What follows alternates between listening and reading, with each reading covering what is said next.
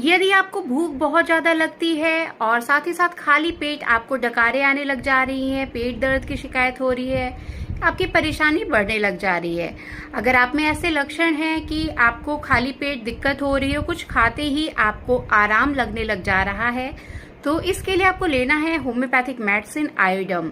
इसको 200 पोटेंसी में आप लें, 2 बूंद इसका पीना है आपको सुबह सुबह खाली पेट। इसी तरह से इसको 10 से 15 दिन तक आपको लगातार लेना है, आपको आराम जरूर दिखेगा। तो दोस्तों, यदि यह वीडियो आपके लिए इन्फॉर्मेटिव रहा है तो इसको लाइक जरूर करें, साथ ही साथ अपने फ्रेंड्स के साथ, फैमिली मेंबर के साथ शेयर करना बिल्कुल भी ना भूलें। Thank you.